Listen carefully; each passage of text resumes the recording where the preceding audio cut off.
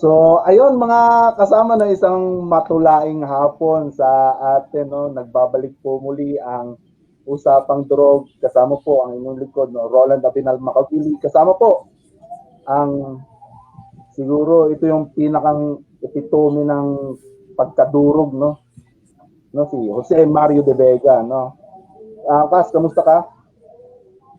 Ayos naman ako kasama. At noong nakaraang linggo, medyo meron kang problema. Kaya ako mag-isa, nag-scramble. At nairaos ko naman ang ating serbisyo publiko. At natutuwa naman ako. Gusto ko ulit magpasalamat kay kapatid na Jerome de la Peña na nakibahagi, nagbasa ng kanyang mga tula at nagbigay ng opinyon. At ganoon din sa ating magiting na kapatid na doktor, Joel Costa Malabanan, na umawit ng 3 niyang awit.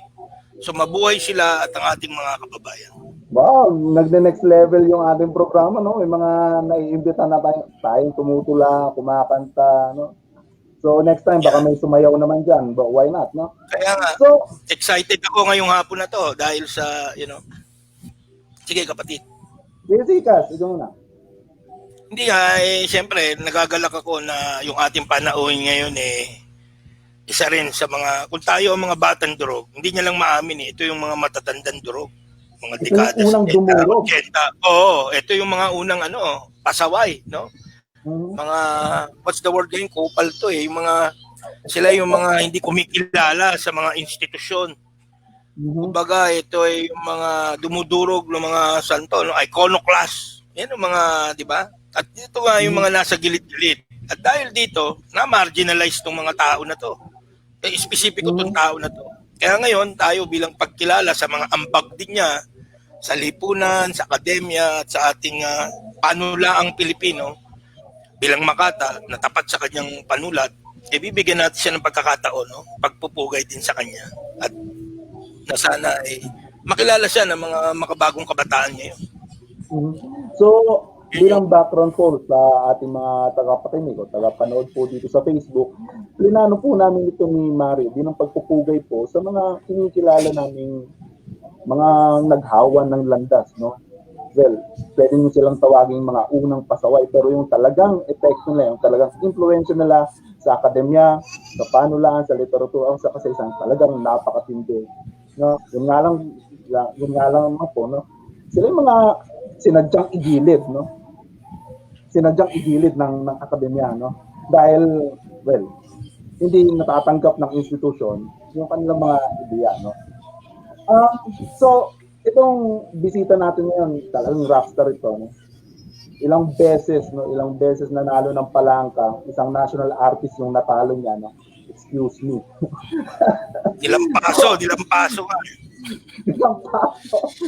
Nilampaso ang basa ko So, wag na natin patagalin pa, no? Ang tinutukoy po natin, walang iba kundi si Tomas Agulto, no? So, ayan. Yeah. Maraming salamat po. Yeah! Sa Turugan na tayo. Maraming salamat po sa pagkakataong ito. Ako bilang nakakatanda na ay nagsisikap maging mahinahon. Iiwasan na po natin yung mga cheche, boreche, mga palabok na kung ako ay nanalo, ganito, usapan natin yung issue na gusto kong ibahagi, idiga, lalong-lalo na sa kabataan. At sa mga matatandang, katulad ko rin, na ako po, late na kasi. Late bloomer, ang tawag doon yata. Matanda na ako nung mabuking ko. Marami na akong award. Nung mabuking kong napaka-baduy pala akong magsulat. Kasi ginaya ko yung mga ginaya ko po yung mga nasa establishmento. Pag binabasa ko, mukhang kaya ko Kaya ko nga. Kakagagaya ko, nalibang po ako, matanda na pala ako. Nung napakarami ko ng award, nung mahalata kong napakabaduy ko palang magsulat. At yan po ang pinagsimulan ng aking muling pagsusuri, pagbalik sa sarili, ay kailangan kong makita objectively ano ba talaga yung problema ko. So yun po, ako bilang siguro ilang caroling na lang ako, mauuna ako sa inyo, kailangan kong ihayag sa pamamagitan ng pagbabahagi o kung may ilang libro pa akong ilalabas, katuwaan po sa akin, kaluguran sa akin na maibahagi ko ang nakita kong isang primordial na problema na pinagmulan ng pandemic sa kulturang Pilipino. Mhm. Yun. Bago Gusto tuloy lang ako. Gusto ko pasimulan yung aking pagbabahagi. Hindi po ito scholarly pagbakas o ano. Basta paglingan ito sa pinanggalingan, meron lang akong slide na para hindi ako maligaw. Mhm. Sige po, kung pwedeng next slide. Oo. Share ko na sa share screen. Ilang. So, ito. Yan na. Tato, nakikita niyo na po? Hindi. Wala. Ayan. Anyway, yan ang subukan ko sa akin i-click ha. Oh, yan. Nakikita ko na po. Ayan na po. Yan ba ang cover ng libro ko? Opo. Komentarios? Ha? Palabas na libro. Ito. Yan ang komentarios, yung cover. Opo. Okay. Yan libro yan ay lumabas Yan. noong 2012. Mhm. So yan po ang huling koleksyon ko ng tula. Siyempre may dagdag na. Nakapaloob po dyan yung aking pagsisimula ng aking pagsusuri na meron palang problema. Sa tingin ko merong malaking problema sa kultura at partikular sa panulaang Pilipino. Yan po ang laman ng yung librong yan, koleksyon ng mga tula na sumuturi kay Balagtas bilang isang pambansang, siyempre, itinuturong siyang pambansang makata at nagiging bayani pa dahil sa kanyang isinulat na mga kadakilaan. Yan po, sa totoo lang, si Balagtas siguro mga 4 na bayan ang pagitan ng aming pinagmulang bayan. Ako Sagunay, siya sa Bigaa. Naging Balagtas. Yan po ay napakahusay na Makata. Yung kanyang pananagalog, panlalansi, napansin ko sa Florante Laura ay yung mga panlapi, pwede niya pagbali-balik na rin. Depende sa tono, depende sa gusto niyang epekto. Ang rules niya, kung yung mga traditional na linguist, mapapansin mo, ay kaya niya baliin. Halimbawa, yung liniligawan, pagpapalit-palitin niya yon. Pero hindi po yun ang ating Gusto lang siyang purihin na napakahusay niya. Napakahusay niyang Makata. Kaya lamang tayo mga susunod sa kanya, lalo sa kabataan, ay baka malason ang ating isip na nagsabi kasi mga historian, sa literary historian, na si Balagtas daw ay dumating na sa rurok ng kadakilaan. At taon-taon ay may husana, parangal, pero hindi naman nalalagay sa tamang konteksto. Personal ko po yun. Para bang yung nasa kasukdulan na ang kadakilaan ni Balagtas, ay kailangan suriin natin. Kumbaga sa museum, ilagay natin siya sa tamang lugar, sa museum, bilang pagalang. Hindi natin siya tatapak sa ulo, tatapok tayo sa kanyang balikat. Sapagkat, alam naman natin na gano'n ka mang kahusay, meron siyang limitasyon. At ang konteksto ko pong pagtingin ngayon, ay kailangan isulong natin, wala po akong reklamo sa galing niyang pangongopya ng formang kanluranin, yung Florante at Laura, madulas yung salita, napakahusay po. Kaya lang, didiretsuhin ko, yung pong values nito ang kailangan nating reviewin. Yung kanyang pagpapahalaga sa buhay. Nung panahon niya, ay siguro yun ang lohikal niyang maiisip. Kasi, ano nga po yung kasunod? Ayan, Katom. Slide. Mhm. Okay na, Katom? Ayan, yung doktrina Kristiyana ba? Opo, opo. Oo. Yung sinasabi ko, hindi natin tinatawaran yung naarok ng kaisipan ng lalim ng pagpapahalaga ni Balagtas noong panahong siya ay ipinanganak na buhay. Pero kung uugatin po natin yung paglingon natin sa ating panulaan at sa kultura at kaugaliang Pilipino hanggang sa ating psikolohiya, meron pong pandemic na dumating, pandemya, nung pagdating ni Magellan. Nung si Magellan ay bumalik sa Espanya, yung mga kasamahan niya, kasi na-deadball siya, di ba, nila Lapu-Lapu. After 75 years or 50 years, bumalik si Legazpi. Kung nabinyagan nila Magellan yung sa Cebu, pagdating ni Legazpi, umakyat na ng Maynila, lumabas na, at dinala na yung sinasabi ko. Hindi ko alam kung appropriate ito sa mga ang aking pananalinghaga o ang ating sagisag sa mga may prangkisa ng panulaan at kulturang Pilipino. Ang sinasabi kong virus ay itong doktrinang Kristiyano. Noon po, siyempre, siguro may dinatdan din tayong ibang pananampalataya o Muslim, pero magiging particular po ako dito sa pagdating ng mga kolonisador na ang dala-dala ay Kristyanismo. Naka-helmet sila ng Kristyanismo, pero mayroong espada ng pananakop. Hindi po natin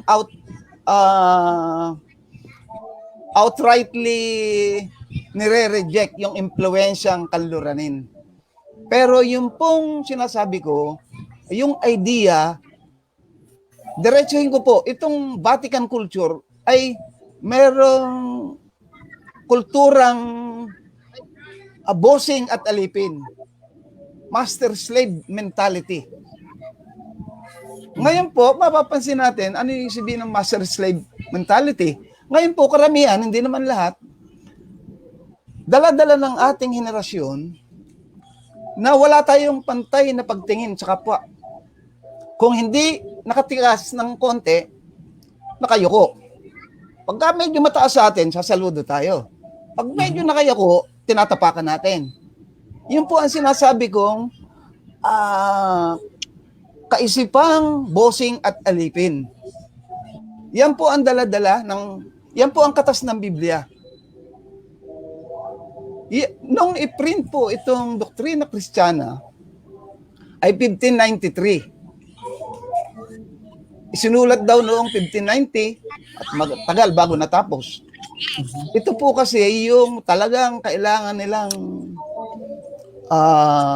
palaganapin yung Kristyanismo. Kasi napakayaman ng ating mga lupain, ang ating mga punong kahoy, mga mulabi.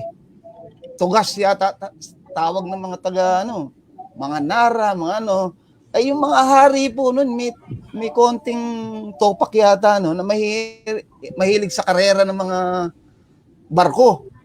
Hinahakot nila yung magagandang punong kahoy dito. Siyempre yung ginto. Pero sasabihin lang sa libro, nung tayo grade 1, grade 2, mga buwis at mga pampaanghang lang kailangan nila. Pero yung pong ginto, o yung ating kababaihan, ay wala naman pong sa tayo naman ay meron lang siyang human race. Kaya lang, pagpasok nila dito, sapilitan. Katulad ng sinulat ni Rizal, sapilitan yung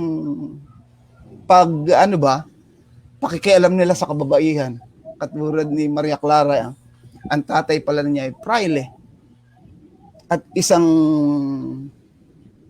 Don Tiago ang kanyang tatay na, ayun, bossing yung fraile. So, dala-dala po yun natin sa ngayon. Iyan po ay siguro hindi natin namamalayan kasi tayo hinug sa dasal. Mula umaga, magdadasal sa umaga sa klase. Bago umuwi, magdadasal na naman. Holy Mary, Mary. Yan po ay dala-dala natin po mula grade 1 hanggang grade 6. Nung bata ako, hindi pa uso yung kinder nun. Pero natatandaan ko, ting Huwebes, nagpupunta yung mga pare at pinangungumpisal tayo sa mga klase. Kung ano aking pangungumpisal. Pero ako po noon, bata pa lang ako, kabisado ng Florante at Laura kasi ang nanay ko ay mahilig din sa tula. Kinakanta niya yan, kabisado. Kaya dala-dala ko ng malalim. Kung ako ay merong talagang yung Florante at Laura ay nasa puso ko't diwa. Kaya ako ay lumaking masunurin, matatakutin sa Diyos. At yun, yung dala-dalang kaisipan ng Florante at Laura ay nasa loob ng aking pagkatao. Kaya nung mauso yung palangka, nakiuso ko, dahil magaling ako Florante at Laura, natalo ko sila. Ngayon po, babalik lang ako, baka mamaya naliligaw na ako. Ang gusto ko pong tuntinin ay yung pagpapahalaga, yung values na dala ni Balagtas na katas ng doktrina Kristiyana. Ang doktrina Kristiyana po, ano lang yan, mga panalangin sa patay, katisismo, siguro po yung kagandang asal, baka may naibahagi rin yung mga praile. Pero naniniwala rin naman tayo na katulad din naman ng sinaunang mga Pilipino, meron ding pasaway, meron ding at merong marami silang nabola. So yun po.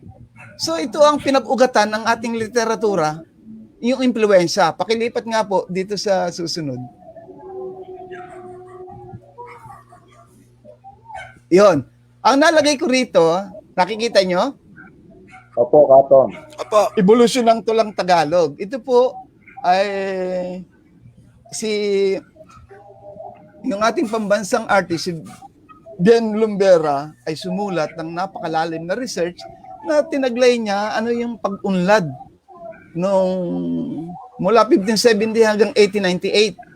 Yung evolusyon ng panulaan.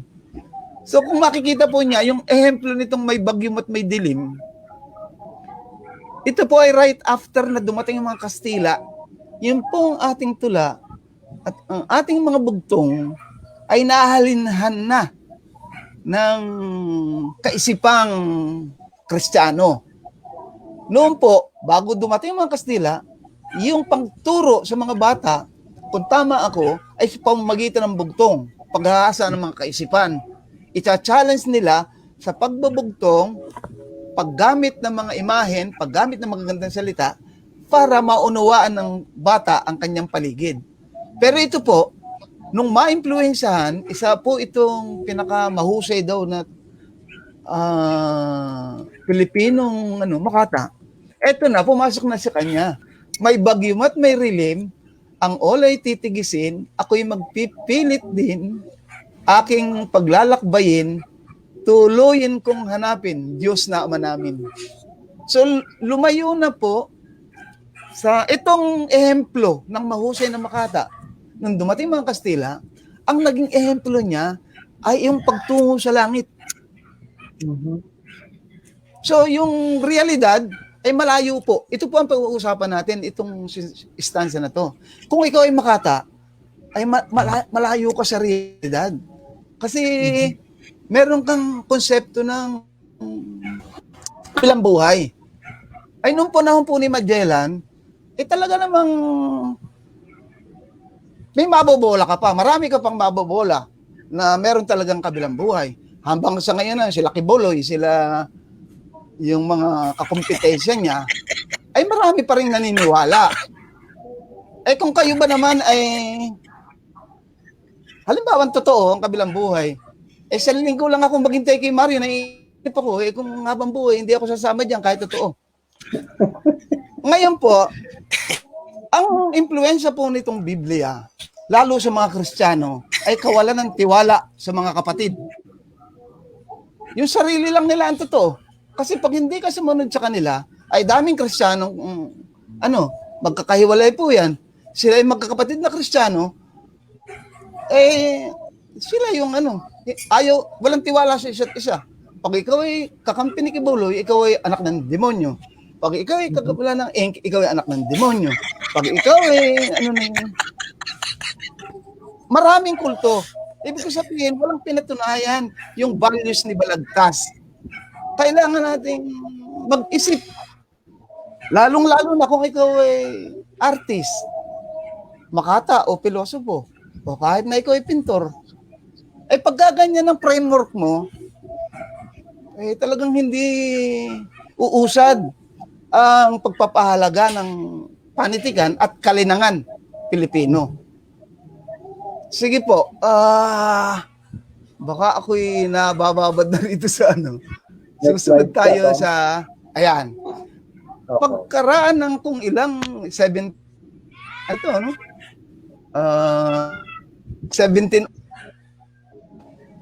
pagkaraan po ng kangina yung tula, umusad, sabi nga ni sa evolusyon, isang superstar naman na naging talagang popular hanggang ngayon sumisinghap pa sa panitikang Pilipino, ting mahal na araw.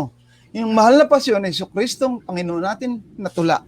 Si Gaspar Aquino de Belen, ang alam ko po, yata kung tama ako, isang paring taga Batangas na gumawa po siya ng mahal na pasyon noong 1704 na publish. Ito po ay katasrin lang ng doktrina Kristiyana. Ito isang mahabang tula na talagang puro aral Kristiyano ang nandoon. Tayo ay magpapakabait, uunahin kayong mga maliliit, susunod kayo sa kapangyarihan. Yan pong tulang yan ay naging superstar. Hanggang sa dumating naman yung yan po taon eh, kabisado rin ng nanay ko yan. Nung po yung nanay ko kasi, kami nasa malapit kasi Manila Bay. Ang kabuhayan namin doon ay mangingisda o nangunguha ng nipa. Sasa. Alam po ba niyo yung sasa? Nipa. Yan ay kinukuha namin kasi nasa ilog, wala namang may-ari eh. Kukunin namin yan, tatahiin, gagawing pawid. Ginagawang bubungan po yan nung wala pang yero. Yung inang ko, siya yung namamawid na ganyan, eh dahil ako'y magulo, malikot, hindi siya makatapos ng pandagdag ng pambili ng bigas. Ang gagawin ng nanay ko, pupunta siya sa taas ng bahay. May iwan ako sa silong, kakanta na siya. Kung hindi Pasyon, Florante at Laura. Kasi alam niya, pagka siya kumanta ng Pasyon o Florante at Laura, magtatatakbo na ako sa taas, sisiksik na ako sa kilikili niya at makakatulog ako. Pag nakatulog po ako sa aral ng Florante at Laura at Pasyon, siya ay mamamawid na, makapagtatrabaho na. So malalim po sa akin talaga yung Pasyon at Florante at Laura. Pero yun nga po, itong mahal na pasyon ito, wala namang laman niyan kundi magbait ka. Parang ganito, yung isang version ng si Judas ay madulas, 3 tutsang ang nalagas, Kristiyano kong mga anak, magbait ka at huwag pangas, sa langit ka nararapat. Yan po ang mga uyaye, hindi lang sa akin, kundi sa buong Katagalugan. At yung Kapampangan, meron din version ng Pasyon. Siguro yung Waray, ganoon din. Yan po ang katas ng Biblia na nag-uyaye sa atin. Dala-dala natin yan habang kailangan maging mababait tayo. Habang ilang daan taon tayo. Sabi ni Bonifacio, 300 taon ba pagdating niya? 300 taon tayong inalagaan. So, tingnan po niyo itong unang limbag ng 1869, patay na po si Kiko Balagtas niyan. 1862 siya namatay, pero yung niya, lumabas ng 1869. Kasi po, noong 1600 pa lang, sinasalakay na ng mga Kastila yung kamusliman. Ngayon, dahil napakahigpit noon ng sensura, sabi ng mga theologian, ito raw, Florante at Laura ay naisahan ng mga board of censor. Yung mga praile. Ay, kung titingnan niyo po inilabas ito, hindi na siya dead ball na siya. 1862 siya namatay. Inilabas po ito 1869. Katindihan ng pananalakay ng Kastila sa Mindanao. Kailangan niya ma-recruit yung mababait na Kristiyanong Tagalog, mga Kapampangan, mga Ilocano. Kailangan niya isang obra maestra. So si Balagtas ang naging ehemplo. Hindi po totoo na ito ay napalusot na ni Balagtas kasi dead ball na nga siya nung ilabas yan. At ang laman po kasi niyan, labanan niya ng Kristiyano at Muslim. Ay napakahusay yung pagkakagawa, melodramatic. Talo niyan yung mga pelikula ni Broca. Talo niyan yung mga sa radyo. Melodramatic yan. Yung bida, kawawa, tinali sa kakainan ng leon, may dumating na Muslim. Sa bandang huli, ay nabawi yung kinudit ang bayan ni Florante at siya naman ang naging hari.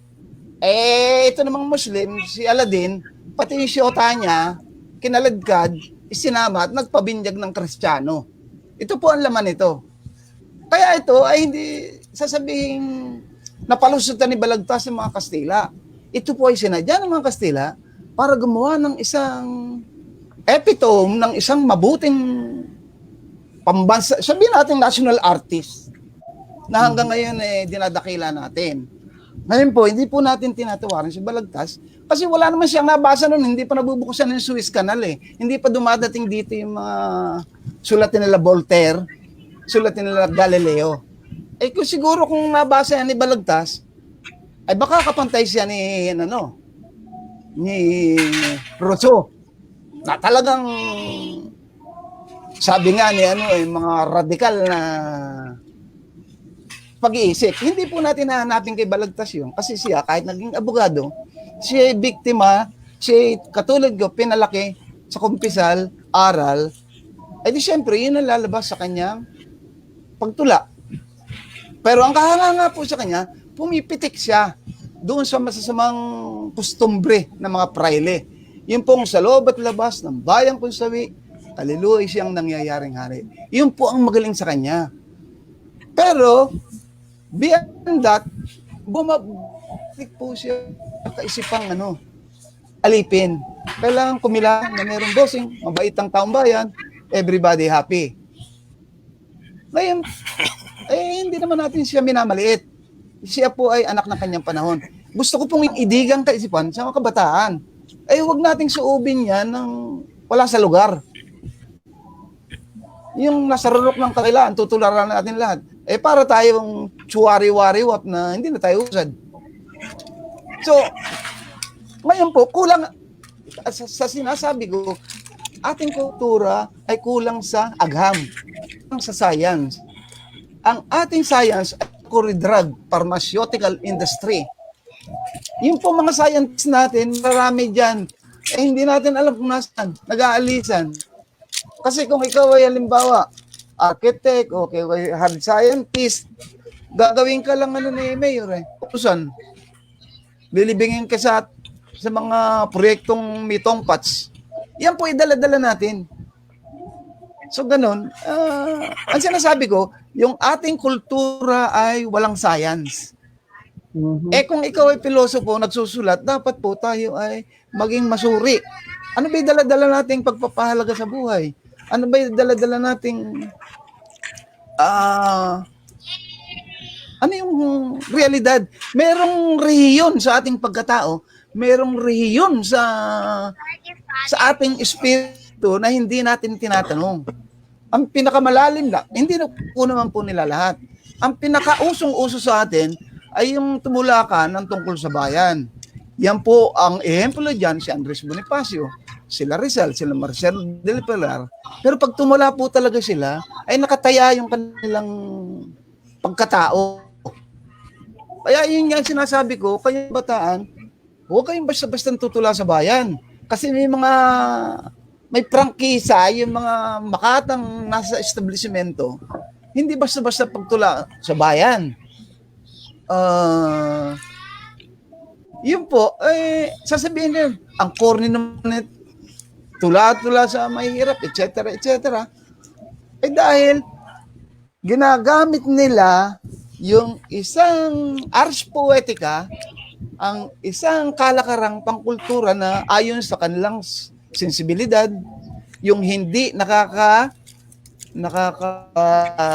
yun? Hindi masakit sa ulo, hindi masakit sa mata ng mga elite sa gobyerno. So, kaya tayo ay merong mga pambansang artist na nagiging borloloy ng Estado. Kasi sila ang may hawak ng prangkisa ng mahusay na pagtula. Sasabihin kang ikaw ay sloganeering. Kaya, ang sabi ko sa mga kabataan, mag-iingat kayo ng pagtula sa bayan. Marami nang gumawa niyan. At meron pong mga talagang napakahusay na tumula sa bayan, kung hindi naging martir, ay yumaman. Iba po yung pagmamahal na sila. Sasabihin nila, serve the people, bayan muna, bago ang sarili. Pareho po ang sinasabi. Hindi po ako naniniwala dyan. Kailangan na unahin natin ating sarili, basta huwag kang gagawa ng masama sa bayan. Ang sinasabi po sa politiko, bayan muna bago ang sarili. Hindi po totoo yan. Yan po ay fantasy. Yung moment of truth, humarap tayo sa salamin. Bakit mo unahin ang bayan? Pag-usayin mo yung sarili mo. Wala namang masamang maglingkod ka sa bayan eh. Pero paunahin mo yan, hindi po totoo yan. Sinasabi lang yan ng mga trapo. Ngayon, mag-iingat yung mga Makata. Kung talagang marugdob ang pag-ibig mo sa bayan, tumala ka, kumandidato ka pa. O kahit na magrevolusyon ka pa. Ang sinasabi ko po, tingnan natin ng malalim yung mga slogan natin sa pagtula, sa panitikan. Hindi po pwedeng ihuli natin ang ating sarili. Kasi ang esensya ng buhay ay yung sarili, paano mo paunlarin kung yung kompetisyon ng paggawa ng mabuti sa kapwa. Doon po ako naniniwala na sana ay maging ganoon ang panuntunan ng ating kultura. Kompetisyon ng paggawa ng mabuti sa sarili para sa kapatid, sa pamilya, sa barangay, sa bayan. Pero yung sasabihin mong bayan muna ang bago sarili, fuck you. Sinasabi lang po yan ng mga politiko. So yun, yung pong mga ganang pagpapahalaga, ang sinasabi ko sa kabataan, unahin natin ang pagpapahusay sa sarili, huwag kang gagawa ng anumang masama laban sa bayan. At saka ka magbigay ng kaya mo sa oras ng sa oras ng katotohanan. Kung hinihingi na talagang pagkakataong mamatay ka, ay di pabaril ka na. Pero hindi ibig sabihin na inuna mo yung bayan kasi yun ay spiritualidad mo eh. Nasa height ka ng iyong kaligayahan na yung sarili mo ibibigay mo sa bayan. Inuna mo yung sarili mo, hindi yan sa bayan. Ano yung gusto mo sa bayan? Paglingkuran? Anong tingin mo sa bayan? Para si Balagtas? Magpakabait kayo, bibigyan kayo ng reyna at hari ng biyaya. Hindi po basket ang mamamayan na pagsiservisyo natin. Tayo ay sumasama sa kanila para hamunin sila ng kompetisyon sa paggawa ng mabuti para sa sarili, sa lipunan, at saka sa bayanan. Hindi po totoo yun. Hindi ako naniniwala. Hindi ako naniniwala. Kung umuwi tayo sa ating mga bahay, uunahin natin ibang tao kaysa sa atin. Excuse me. Yun po. Tayo ay, baka ako'y tayo ay nasa, yan. Ito po, babalikan ko, si Florante at Laura, iyan po ang esensya na sa kahariang ngayon, nabalik. At ang mamaya po, may sisipiin tayo yung huling stanza ng tula na yan. Ay talaga nakakatawa.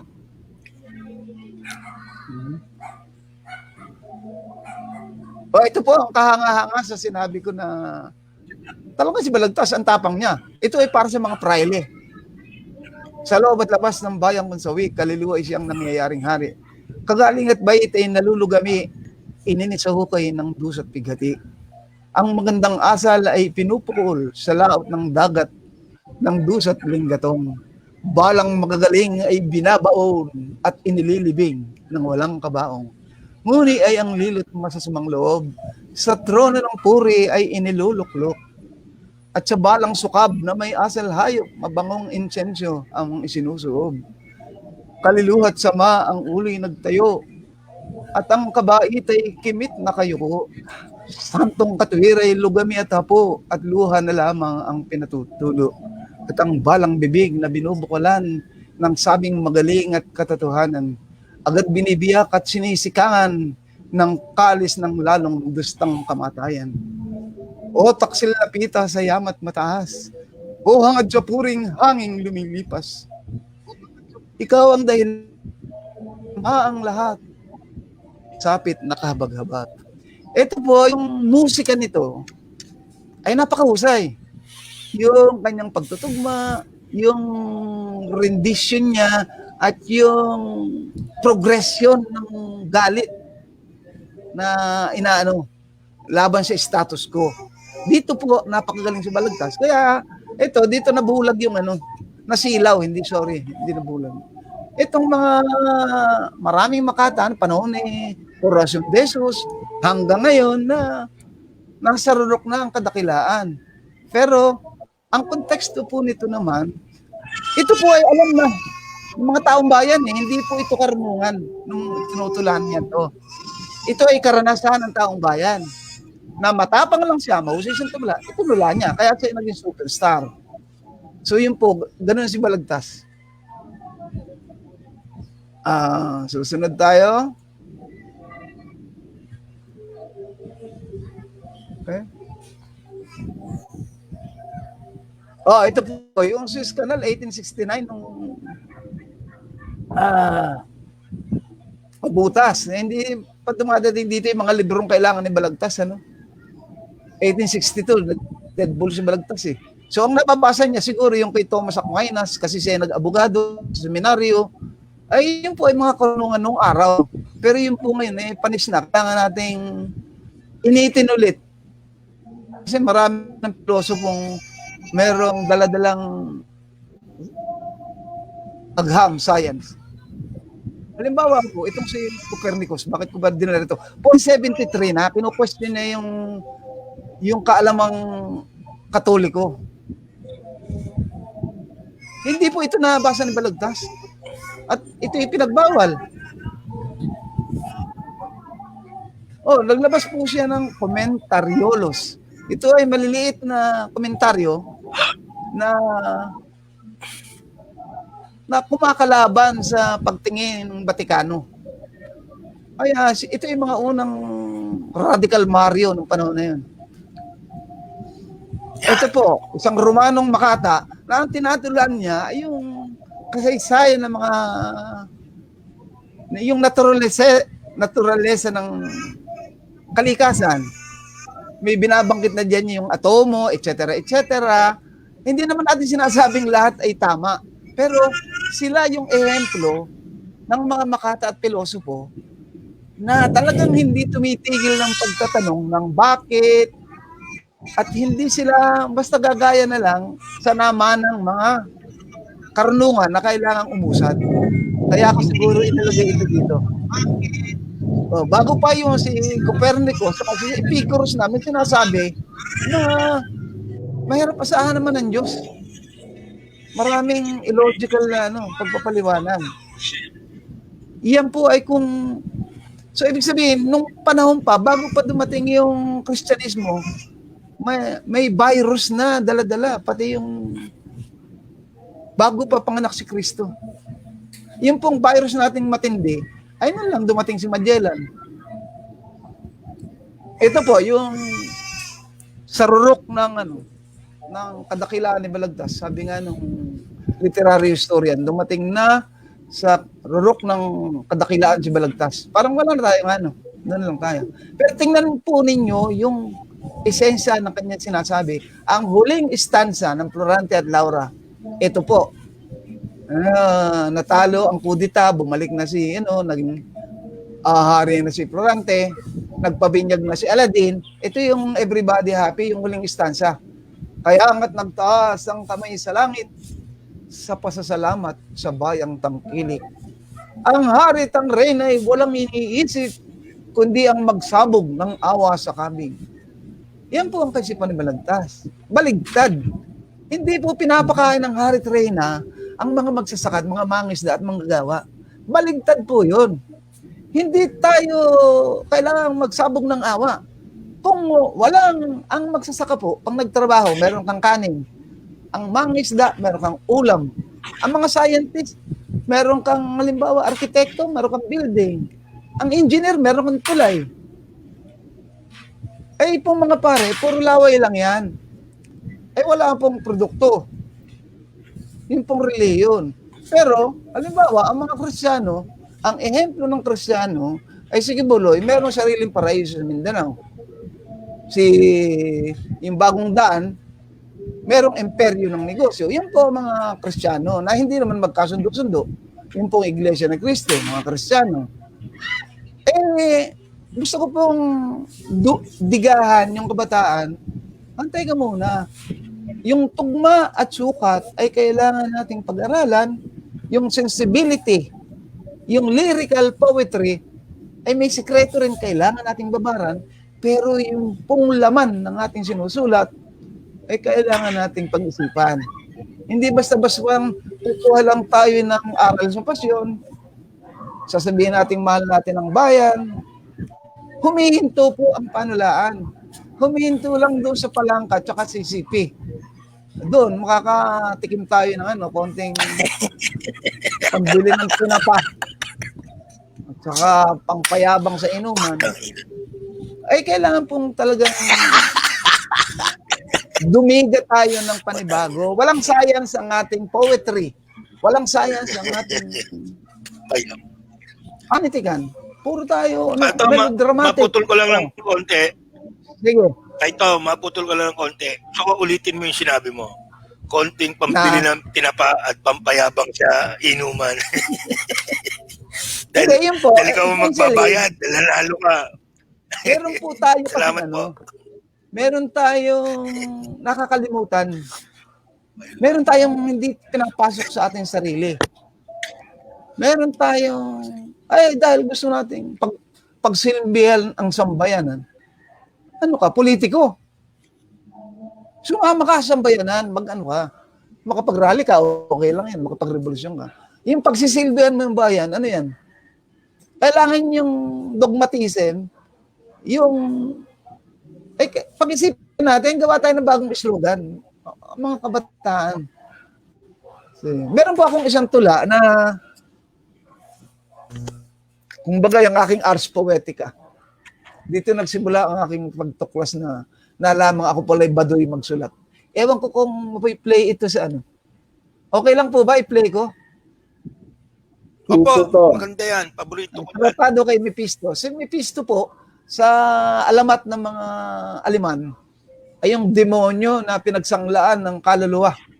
At ginamit pa sa Faust, ginamit pa yung resources tungkol kay Mephisto. Ay ako rin po nanggaya. Hindi naman ako wholesale rejector ng foreign influence. Wala pong taal na katutubong dakila. Hindi. Subukan ko po. Po ito ni Prof. Owel Malabanan eh. Titingnan mo po, kinats ko doon sa Ayaw yata ma-play. Paano ba ito ma-play? Baka pwede nyo ma-play dyan. Wala po, hindi po pwede. Sir Tom. Hindi ba pwede? Okay. Andiyan pa si... Mamaya, kung tulain na lang natin mamaya. Ay, Katom, tulain mo na lang mamaya bago tayo matapos. Ang problema ko, hindi ko kabisado eh. Ang alam ko lang yan. Anyway, sige. Nasaan na ba tayo? Kay Doc Joel eh. Siguro yun. Yun lang ang aking kumbaga atay ng aking gustong sabihin na magsimula na tayong saliksikin yung lugar. Yung mga lugar. Kumbaga yung dagat na wala pang nakakapangisda. Yung mga ilog na wala pang nakakapamangka at iyon ang hindi natin tinutuklas. Yung mga ilog ng ating kultura ay pinagluba-luba na ng mga trapuweta. Yung mga trapuweta na naglilingkod sa mga trapo, nakapaglubalog na po dyan ng mga kailangan natin mga bagong ilog na wala pang lumulusong, wala pang nangingisda. Yun po. Sa kabuuan, yun. Ano pa ba? Kung may mga tanong, maglinawan tayo o ano. Mga violent reaction at kulitan. Sige po. Doon ko po pansamantalang inaano ang aking pagdiga sa panulaan, lalong-lalo na sa mga makatang pataan. Sige po, Sir Tom. Maraming salamat Sir po. Tom, Okay. yung ano po ninyo, yung camera po, hindi po namin kayo makita dahil tayo mag-uumpisa na sa pangalawang yugto ng ating turugan, no? So, Okay. naano po natin, no, yung pagdurog. Natatawag ba natin pagdurog ito? Basta ang natutunan ko kay Sir Tom ay may mailita tayo kay Balagtas pagdating sa forma. Pero pagdating naman sa nilalaman, no, ideological content, medyo problematiko si Balagtas at kailangan natin siyang turugin sa aspetong yun, no? So, sa mga tagapakinig, kung nandiyan pa po kayo, no? Sa mga nanonood, i-encourage po namin kayo na mag-type po ng mga tanong, no? At amin pong babasahin yan at asahan niyo po natutugon dyan si Sir Tom, no? So, Kas, anong komento mo dyan sa sinabi ni Sir Tom, no? Ayun na, una, salamat kay Katom, no? At sana naman natuwa yung mga kababayan natin para higit siyang lalong makilala. Dahil kanina nga, nung nagsimula tayo ay nakakilala sa kanya yung mga intellectual, pilosopo, manunulat and all. Pero kaya maganda yung atake niya na ito ay diga para sa kabataan. Makilala siya ng mga kabataan na ang alam lang na manunula ay si Balagtas. I mean, may nagampanan, pero siguro kailangan na mag-move on nga doon. Pakilala yung mga ibang mga manunula ng dekada 70, 80, 90 na patuloy pa rin nagsusulat at tapat sa kanilang panulat. Ngayon yung tungkol kay Balagtas, sa ngayon naman, siguro ang may nagampanan, siguro ang gusto lang sabihin ni Katom is yung paano natin siya i-revolutionize para sa interest ng bayan sa ngayon, no? Merong inaano si Katom, hindi niya lang siguro inano, yung ang durugin talaga doon siguro kay Balagtas. Yung issue siguro diyan yung religion siguro eh. Natalakay naman ni Katom yung issue nung ano iniwal niyan, Jesus is Lord, Jesus is water, Jesus is rock, Jesus is rockstar. Puro Kristiyanong, puro mga umaalulong to na ginawang negosyo na ang Hindi ba? Yun yung isa sa ibinungan niyang masisisi mo pa rin yung mga Kastila diyan. Problema nga, naggawa na ng mga paksyon ng mga yan, ginawa ng negosyo at hanap buhay. Na ano ba ang papel niyan sa lipunan? Does it, pasensya na ano rin ako sa English, does it advance the consciousness? Does it advance the culture of the Filipinos today? Di ba? Kasi kung pupunta ka dun sa mga matatatag na bansa, mayayamang bansa, siyempre Europa, makikita mo na lumiliit na yung bilang ng mga teista, ng mga nagpapapaniwala dyan. Sa survey nga lumalabas, wala naman talaga yung papel na ginagampanan sa buhay ng tao. Sa Harvard, makikita mo yung mga estudyante, 95% ng mga nag-aaral, 95 o 98, atheist, no? Hindi siya issue. Pero sa ating bansa, numero uno pa rin issue yan. Alam ba, to si Gagong Pacquiao, magkakaroon ng Bible Week. I mean, ano ba naman? Kaputahan yan eh. Kung papatulan mo yan, epal din yung isa na kailangan magkaroon ng Quran Week, magkaroon ng Gita Week. Putang ina, anong mangyayari sa bansa natin? Sa halip na pinag-uusapan natin is National Heroes Week.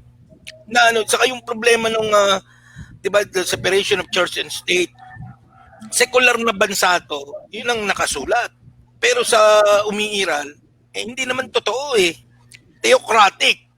Dahil majority nga yung mga Katoliko. Tapos ang daming pakso niyan. Sila Kilobuloy, sila Inc., sila Tapos lahat nagtitirahan. Pag binuksan mo ang TV, alam mo pag minsan nagpapasaya ako, naalala ko si Katom. Pinanunood ko yung channel nila eh. Gustong-gusto ko kung paano sila murahan at mag-aglihayan ng isa't isa. Pero pampabagsak din yan ng karakter mo eh. Anong mapapala mo dyan kung magmurahan sila o magbatuhan sila ng putik? O yun yung sinasabi ni Kato, nasan yung siyensya doon eh? Nasan yung agham? Diba? Dapat, ewan ko, if I have my way pagdating ng panahon, dapat i-ban din itong mga to. Yun nga lang, babanggalin niya doon sa issue nung pinag-usapan natin ng ikalawang bahagi, yung freedom of expression. Yung bang mga balik na naman tayo doon, is freedom of expression absolute or subject to limitation? Siguro ano ba ang content o pinag-uusapan? Kasi kung pinag-uusapan niyo ba yung mga showbiz, pakialam ng bayan dyan. O kung yung mga meron bang sex ang anghel o ano, that's 12th century. Dapat ba bang pag-usapan yan? Siguro yun yung isa sa mga layo ni Kato, yung durugin talaga yung panatisismo. So pagbalik pa rin to sa tradisyon ni Papa Voltaire, 'di ba? Nila Rousseau, yung mga pilosopo sa Pransya noong 17th, 18th century. Wala pa tayo diyan eh, yung Enlightenment period, kahit nga Renaissance eh. Tanungin mo si Katong, meron na ba tayong nagkaroon na ba tayong Renaissance period sa Pilipinas? Meron namang mga Diba, individual na marami umaalis. Individual. Oo. Individual. Pero yun nga, dahil ang pandemic ay pangkalahatan, ay dala-dala ng bawat isa.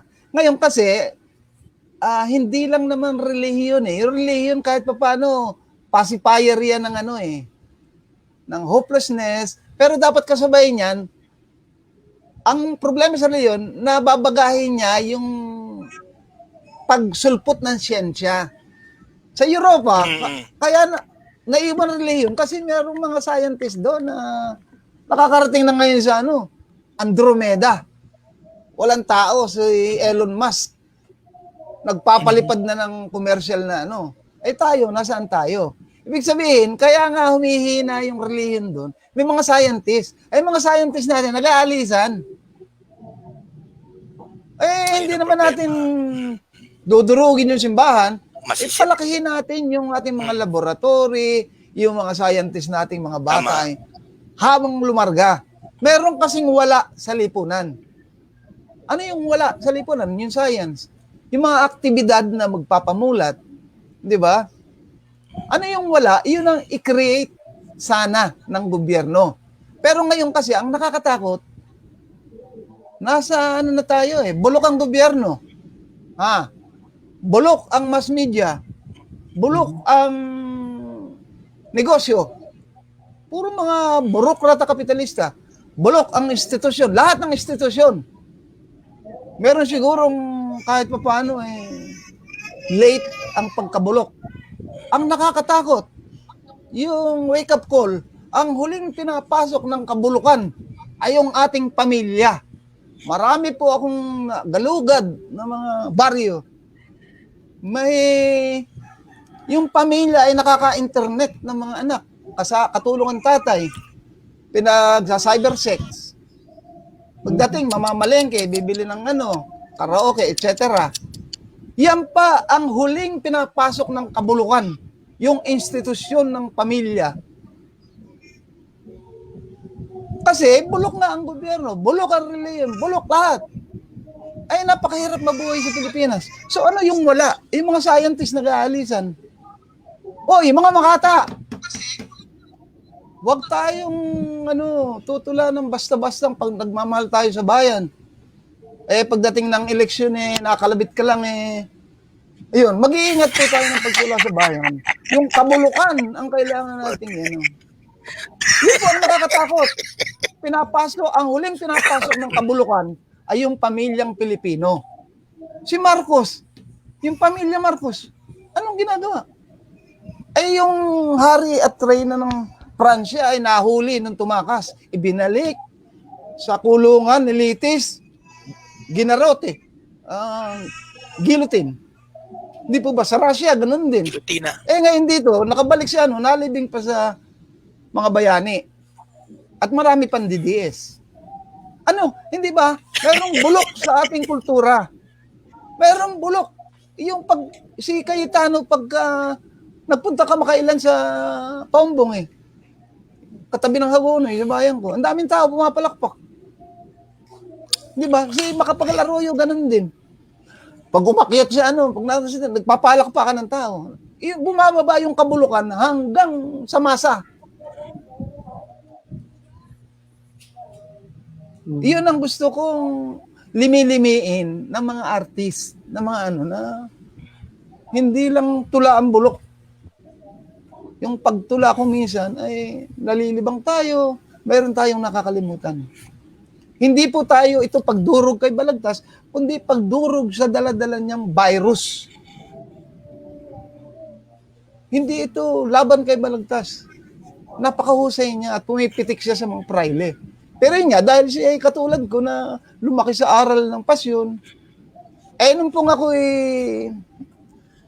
grade 3, grade 4, balik-balik po yung yung itong si paring, hindi ko na sabihin ng pangalan, may dala yung Carmen, parang rosaryo, yung Heart ni Jesus. 30 centavos po. Yun, kailangan hulugan namin itong Lunes. 5, 2 pera. Ako po, nahihiya na ako kasi wala akong panghulog. Hindi ako, ayoko na pumasok kasi napapahiya ako, wala akong 5. 30 centimos, 35 yata. Dahil ayoko pumasok, inihatid ako ni Inang sa eskwelahan. Hambalos, yun. Pinagkayasan ng pamuran, ang ginagawa sa pamamahoy. Pinalo nung dumating ako sa tarangkahan ng eskwelahan. Nandun yung first love ko. Napahiya ako. Iyon, Pinapalo ako, papasok. Bakit Yun ang unang tula ko. Verbal. Sabi ko, salamat. Pek mong may lamat. Mabuti pang hindi mo na ako pinanganak. Yung inang ko, tawa ng tawa yung luha ay malalakas ang butil lang mais. Pag uwi niya, binutas niya arkansya ko, binila ko ng Florante at Laura. Pasa na naman ako. Yun ang karanasan ko sa panulaang Pilipino. Ito, Yan ang madagdag ko lang, yung, salamat po, yung, di ba mga siyentista, mga pilosopo, mga manunulat, mga akademiko, sila yung mata at tenga ng bayan, kritiko.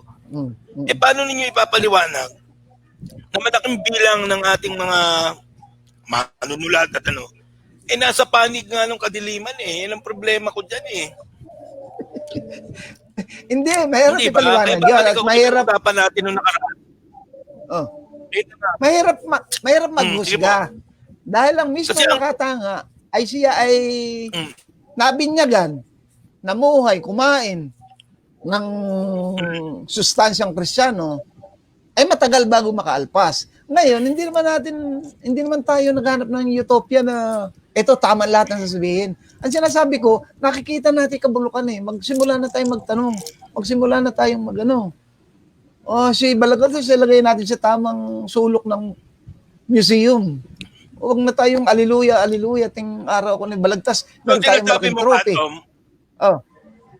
Ang basa ko diyang Batom, kung ang mga ilang manunulat, makata, pilosopo, siyentista, hindi gumagampan ng kanilang tungkulin, ang bawat isang mamamayang Pilipino ay dapat nang gumampan ng tungkulin niya at maging makata, kritiko, pilosopo. Tama po ba? Huwag lang umasa sa mga yan, umasa na sa sarili. Hindi tayo magsasabi kung hindi anong nilang gawin. Mahirap naman sabihin ayaw nila, kayo na. Hindi naman tayo pari. Ang pari lang nagsasabi ng ito ang dapat, ito ang hindi. Tayo nagpapaalala. Yun ang kulang. Ano yung kulang? Yun ang tinatanong natin. Hindi tayo magdidikta. Ito yung tama at mali. Sinasabi natin, bulok ang gobyerno, bulok. At may ebidensya tayo. Pinapasok yung ating pamilya ng kabulukan. Merong kilalang security guard. Nagpunta yung asawa sa Japan. Pagdating dito, kasama yung Hapones. Ang pakilala sa kanya, pinsan. Magkasama yung Hapones. Tsaka yung asawa sa bahay. Pag alis ng Hapon, ay di, naman sila? Sila na naman mag-asawa. Ang sinasabi ko, yung kabulukan nga ay pumapasok na sa tahanan. Yun ang masakit. Hindi natin sabihin, mga Makata, hindi na makamakatallaway, makamakantalbog, kayo na ang tumula. Hindi ganun. Ginigising natin yung kabataan Eh kung ano man ang ano mo, kung akong tatanungin, personal, kahit ako yung mag-asal pare, bawasan natin pagkukuha ng karerang abogado. Kasi ang abogado, walang produkto yan, puro laway. Ang produkto niyan pera. Pero lahat ng engineer, sabi ko nga, meron kang tulay, meron kang mga civil engineer, meron kang arkitekto, meron kang building. Yung magsaka, meron kang kanin, mga isda. Ay, yung abogado, puro laway pare. Puro pera ang niya. Pero siyempre, ang isang bansa, kailangan din ng mga abogado na mayroong makatao, makaagham na pagtingin sa buhay. Hindi na yung makakristyano na ang framework, tayo ay lahat papunta sa langit. Anong gagawin natin sa langit? Masaya na tayong maging mabuhay. Wala pong pinatunayan yung Kristyanismo. Halimbawa, sasabihin na isinugo ng mahal na Ama si Jesus ng panganak. O isinugo, walang nangyari. Hindi ba? Makasalanan talaga yung mundo. Lumaki o nagpapako para tubusin ng santinakpan. Wala na namang nangyari. May bago pa na naman yata ang susunod eh. Hindi na ako maghihintay doon. Nagkakamatay na yung mga tao, nabubulok na pati ang pamilya. Ang pag-asa nila ay reliyon. So ano yung wala? Di ba? Yun po ang aking pagdiga sa kabataan at sa matatanda. Minsan nga, sa Nueva Ecija na naimbita akong magsalita. Mga bata. Minsan sa UST. Palibhasa sa Nueva Ecija, matalinghaga eh. Sabi ko ako 2 beses nang graduate sa kalendaryo. Pero ako pabata ng pabata. Sabi nga ni Bob Dylan, naisip ko, forever young. Yun. Nakukulubot ako, pero pabata ng pabata. Kasi po, nung ako isilang matanda na ako. Mga lumang kaisipan, ang dala-dala ko. So habang tinutungkad ko yung mga lumang kaisipan, ay pabataan ng pabata ang ating utak. Kahit na, pakulubot ako ng pakulubot. So yun po, yung ating ay kailangan buksan natin ang ating mag-imbento ng bagong karunungan, bagong pagtingin. Okay lamang magkamali eh. Basta ang napatunayan natin, bulok na lahat ang mga values. Ako po, kung ako ang papakinggan, ang gusto kong bagong morality ay kompetisyon. Kompetisyon ng paggawa ng mabuti sa sarili, sa kapwa, sa bayan. Yun po ang kompetisyon na iniisip ko. Hindi magpahusayan tayo. Yun po ang moralidad na gusto kong ibahagi sana kung maaari doon, lalo na sa mga batang estudyante, manunulat, pilosopo. So, kailangan natin talaga yung kompetisyon. Hindi yung kompetisyon ng paramihan ng pera. Yung pong kaligayahan ng tao ay hindi masusukat kung ano ang laman ng iyong ATM card. Kundi kung ano ang laman ng iyong utak. Iyon po ang tunay na kaligayahan ng tao. So, yun lang po. Ano pa? Meron pa ba tayo dadagdag o ano? May itanong pa. Napapasarap ako ng paliwanag. May tanong ako, Katong, no? Okay. So, pinapaliwanag ko dito, in a sense na yung reliyong kontrabida talaga to. Tapos sa bansa mo, yung agham, wala rin naman. Hindi naman talaga pinagkakaabalahan. Ang natitira na lang ay filosofiya at saka literatura. Sa malas, ang filosofiya, ganun din. Hindi na rin naman pinapansin. Mukhang may mas mata ang kabataan ngayon sa literatura. Mas madali silang nakaka-relate sa literatura. Naniniwala po ba kayo na literature can save us? Yung literature kasi ay nagsasalamin siya na nangyayari sa lipunan. At yung mga artist at pilosopo, gusto niyang pausarin. Hindi ako naniniwalang palalayain ng literatura ang bayan. Hindi ako naniniwalang palalayain ng Sila Voltaire, nagsulat siya kasi nasa kabulukan na yung nag-inspired. Nag-ano sila. Yung monarkiya, talagang binagsak nila. Natalo nila ang reliyon. Kasama sila ng taong bayan. Si Rizal, napakahusay ng Florante at Laura. Ng Noli at Pili. Oo. Bakit hindi tayo pinalaya ng Noli at Pili? Kasi hinarang na ligaw tayo sa issue ng lingwahe. Si Rizal daw hindi nagsulat sa Tagalog. Excuse me, hindi ito usapin ng lingwahe. Marami namang magta-translate. Yung values, sinabi mo man yan sa Latin, sa English, na-translate sa Bisaya, sa yun ang totoo doon. Hindi ako naniniwalang palalayain ng panulaan ang sambayanan. Iyan ay sinasabi lang ng mga mamakatang laway. Hindi ako maniniwalang palalayain ng literatura ang isang bansa. Yan ay, ang revolusyon ay, iba-ibang factors yan. Yung galit ng tao, kabulukan ng lipunan, yung mga makata, pwede lang makaladkad yung makata o kaya kasama doon sa unahan. Wala tayong sasabihin mas matalas ang panulat kaysa tabak. Tama po. Ilan lang ang mahusay magsulat. Di ba? Ang rhetoric eh. Ayun, nakaka-inspired.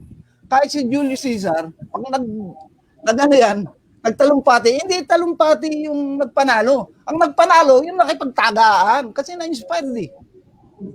So yung romanticism ng ito, nung panahon ko bata-bata pa ako, nakatunga nga ako doon sa mga dakilang, Sabi nila, pagdating ng masusulat na ang dakilang nobelang Pilipino, ay Tagalog ang nagsasalita. Kami, paniwala naman, mga bata kami bagong dating sa Maynila.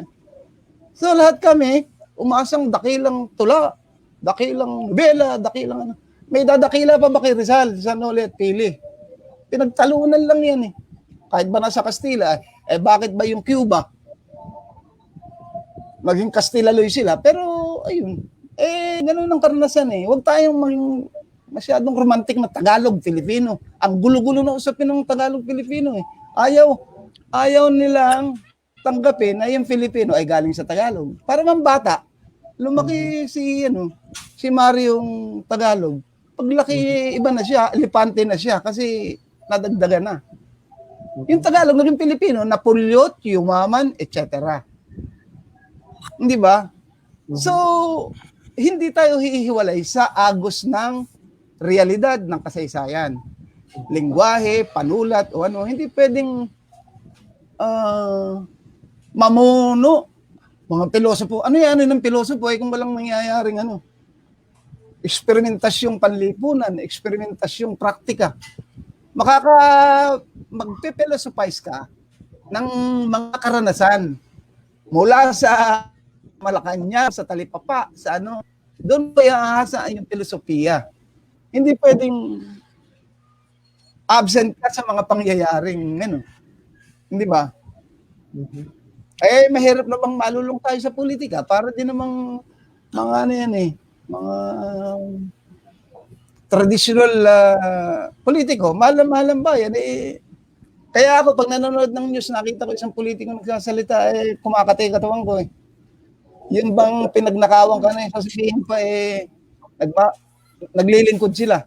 Pwede ba? Pag nakaw na lang kayo, huwag niyo na kami lokohin. Yung ganun. So yun, kailangan marami tayong tanong, marami tayong pagpapahalaga sa buhay. Hindi ba? Laging ginagamit ng mga politiko yung Diyos. Magmamano si Imelda, kahit kaninong pastor, kahit kaninong pare. Lukuhan to Sabi nga ni Mario, the radical. Ako naalibad-baran doon ng mga sinasabi ni Mario. Pero talagang ganun. Naghahanap ng yung galit naghahanap ng salitang papakla, mabaho, etc. etc. So yun.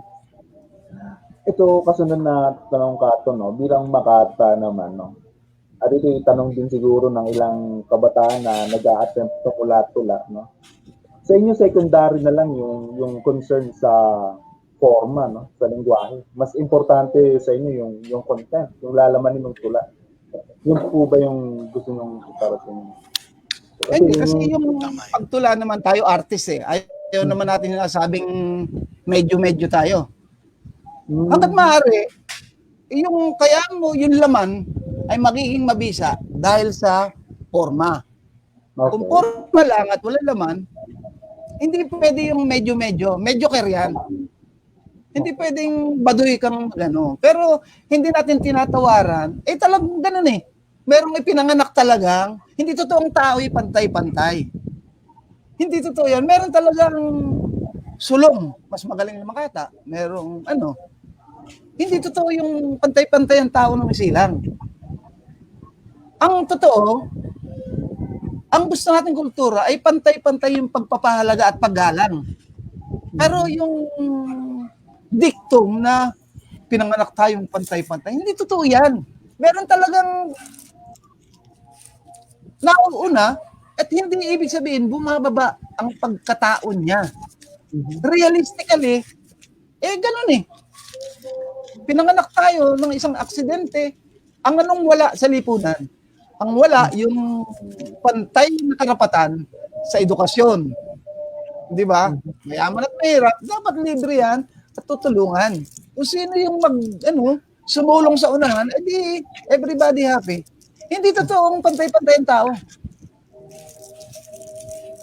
Tanggapin natin na merong kaya nga ang gustong morality, tayo, petisyon, pahusayan tayo. Kung hindi ka mauna, edi okay lang yun, tanggapin mo.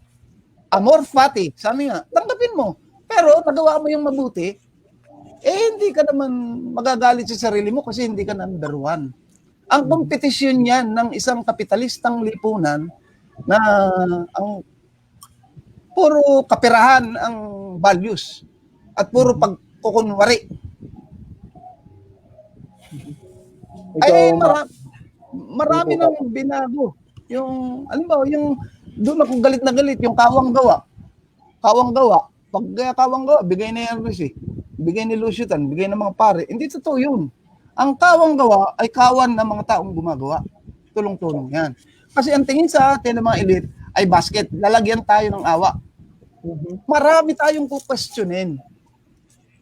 Oo, hindi pwedeng yung Makata ay medyo-medyo lang. Medyo nga yan.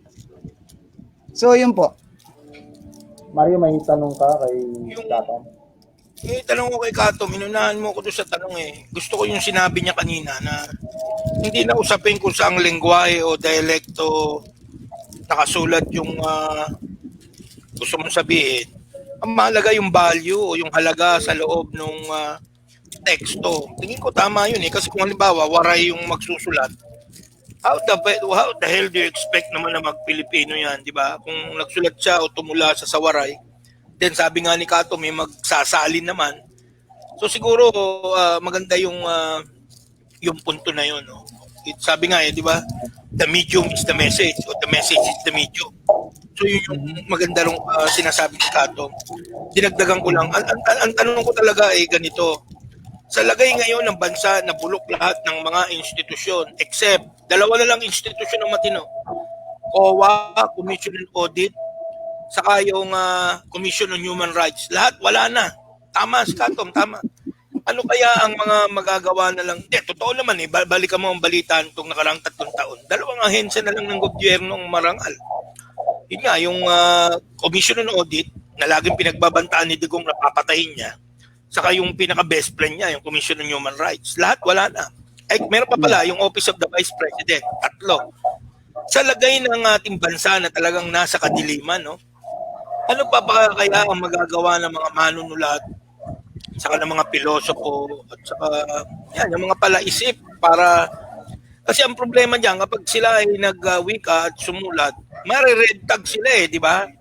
Kami ni Roland, nagtuturo kami. Pag nalaman na kami ay kaliwa o antay sa gobyerno, hindi kami i-renew. Hindi kami mariregular.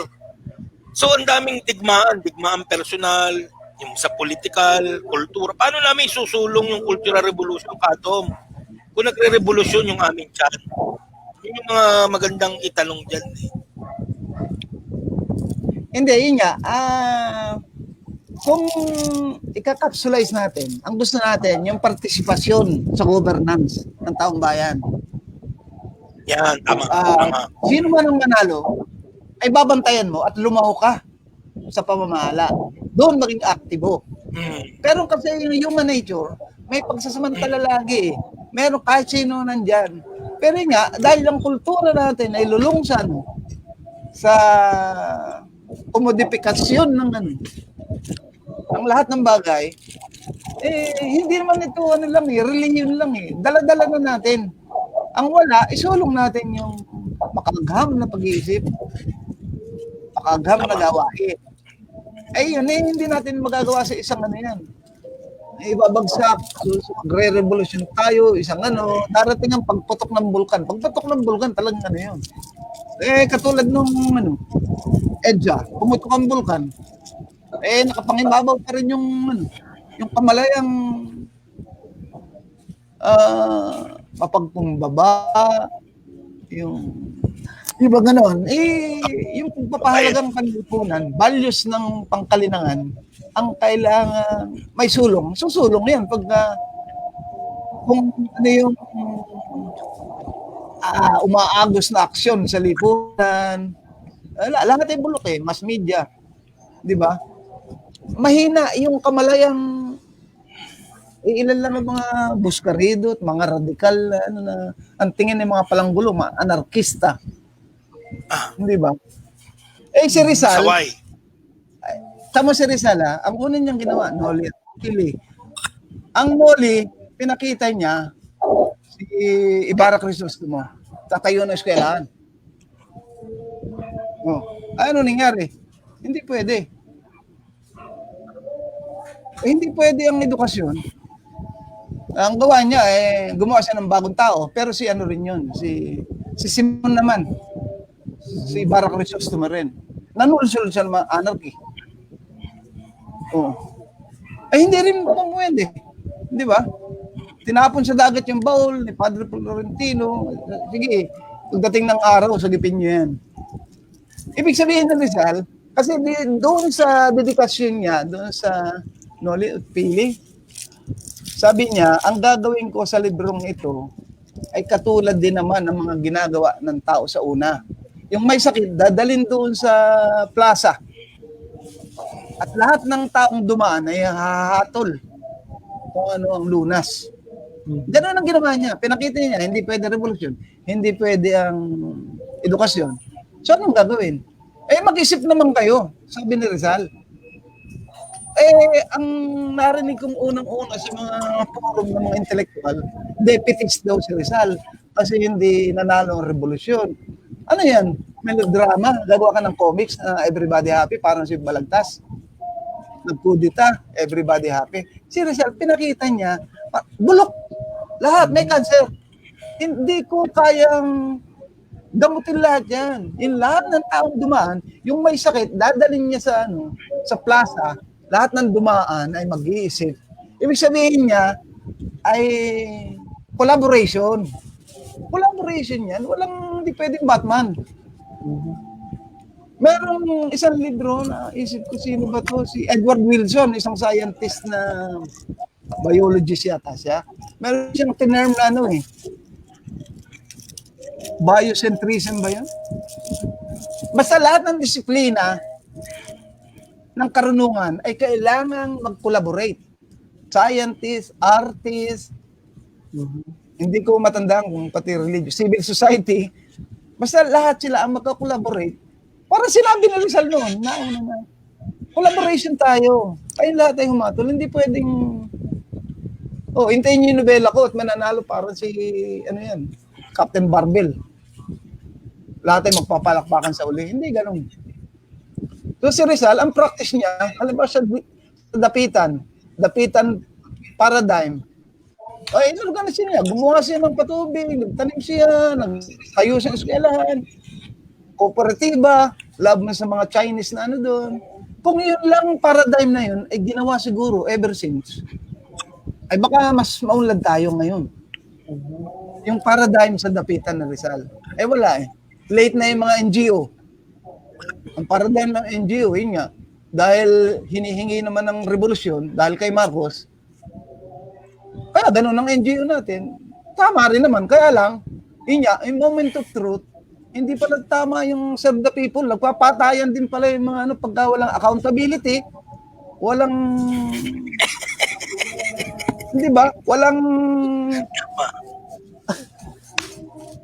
pag nawala yung accountability, tsaka yung, mahirap sabing tapat tapat. Kailangan nating bantayan. Tayo ay, bahagi nating human nature. Subject tayo na maging corrupt. So, kailangan, bawat isa ay magbabantay. Hindi pwedeng ikaw ang at nasa inan lahat. Para kang si Kibuloy. Ako ang anak ng Diyos. Ako idalisay. Ako Kayo, mga anak kayo, mga kaaway kayo ng masa. Kasi ayaw sumunod sa sentro. Nawawala yung konsepto ng collaboration. Yung pagtitiwala sa isa't isa. Ano yung pagtitiwala sa isa't isa? Kailangan may scientific evidence. Hindi ba? Wala namang may prangkisa ng pagmamahal sa bayan. Oo, may karapatan din naman ng mga politiko, pero bantayan natin. May karapatan din ng mga komunista, pero bantayan din natin. Kato, may tanong ako dyan salamat po, yung sinasabi ng collaboration, siguro aware naman kayo dun sa issue ng academic praise. Ba't nagulat ako at natuwa ako, yung Ateneo, nananawagan ng academic strike. Kami nung 1997, 98, nag-strike kami. So hindi rin nasayang yung buhay ko dahil, di ba, nakakatuwa. Then yung UP, ganun din. Itong Pangulo mo na napakabalat sibuyas, kahit nang kapal ng mukha, ang gusto, tatanggalan ng pondo yung UP Diliman na isa sa mga kaisa-isang republika sa loob ng republika na kung saan pinapractice yung critical thinking na napakahalaga dito sa filosofiya natin. Hindi diba? yan kasi. Tatanggalan daw ng pondo to. Huwag kayong paano yan? Mawawala lang may utak. Sa isang daya, ay manifestasyon ng kabulukan di ba? May contribution na Ateneo. Hindi mo naman nakasahan lahat yan. Di ba? May mga senyales ng pagput ng butan. May mga bumubula-bula ng ganyan. Wala tayong sabihin. Wala tayong angal. Sige. Ang dapat yan, ma-contribute pa yung iba. Konserbatibo rin naman, sasabihin konserbatibo. Pero sila ay may pagmamahal din sa katotohanan. Hindi na nilang kaya yung kabulukan ng gobyerno. Di ba? At walang magsasabi, kami lang ang tama. So sangayon kayo kahit mawala ng pondo ang UP. Sangayon kayo mawala nga ng pondo ang UP. Hindi, ang dyan, yung desisyon ng mga estudyante, may pondo at wala. Hindi ito butuhan ng lalagyan ba ng pondo, hindi. Di ba? Yung gulo, hayaan mo siya ang mismong maghusga. Hindi tayo nandun sa pulpito, walang pondo. Hindi, yan mong kumulo.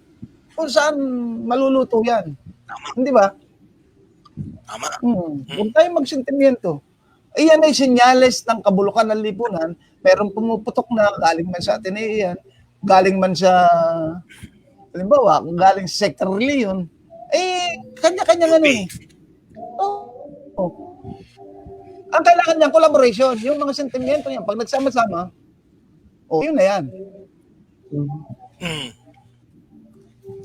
Tama. Tanong ko lang, Katom, sino nagsasalita? Si Tom Agulto o si Simon? Yun. Katom, umamin ka. Hindi, magdiretsahan tayo dito. Usapang durog Sino nagsasalita? Si Tom Agulto o si Simon? Umamin ka. Sa totoo lang, ikaw hindi ko kayang matok yung usapan durog Para tayong mga adik-adik, nahalata tayong adik-adik. Pero yan, okay lang Lal, yun. paliwanag mo nga. Pakipaliwanag mo nga. Lal, paliwanag mo ang ibig sabihin ng ating Kung durugan, okay ba yan? Binawasak nga ho natin yung mga bulok na institusyon. Kaya dinudurog. Ay, baka sabihin. Durugan nga Ay, durugan, diba? okay yun. Okay yung durugan. Okay nga. Pero yung usapan durug. Adik nga tayo sa kaalaman. Nag-adik nga tayo sa kaalaman Yun nga ang sa kaalaman. Hindi naman easy yan. Ano na lang, yung napapansin ko lang, wala namang problema sa akin yan. Alam mo ba, sa history, walang philosopher na hindi nag-drugs. Siguro, nag-ano lang sila, yung kumbaga, moderate. Di ba? So, Di ba si Rizal nga, tumira pa, sinulat sa diary niya. O sige, tanong mo. Oh. ikaw ka, Hindi, may pero tanong nung ka ba? nabasa kasi, Sige, sige. lahat ng halos lahat ng mga philosopher, magaling na mula sa mga Hebrew, tumikim talaga ng yan. Naman. Pero hindi naman yung mga adik-adik na Oo, kahit siguro si Nueces nakatira din eh. Yun nga lang medyo isang puno yung tinira.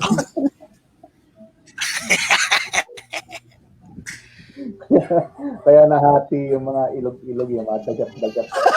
nahay sila, nahay. So, yun. So, may tanong ka ba kay Kato? Sabi mo nagtatrabaho.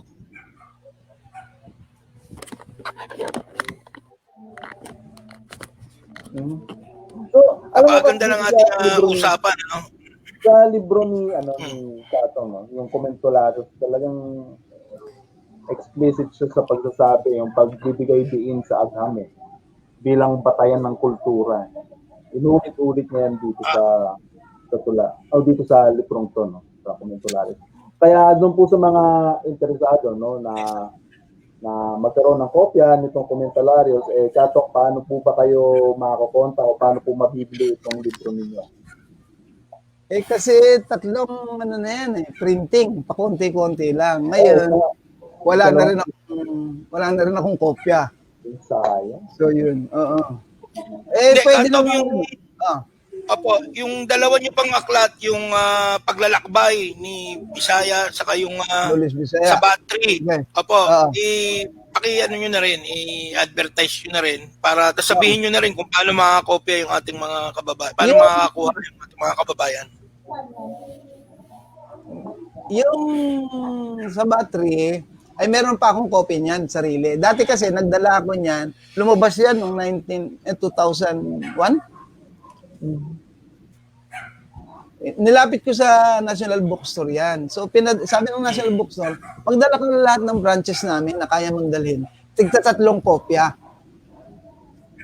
Di nagdala naman ako, hindi ko matandaan kung ilan Pagkatapos nung maubos, wala na raw. Ibig sabihin, mag-deliver na naman at ako na naman. At ang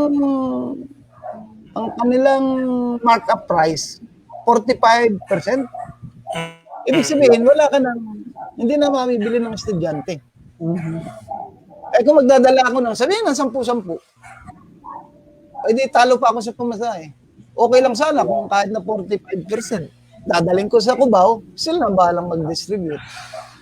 Kasi hindi nga nila, sila yung publisher, hindi nila yan.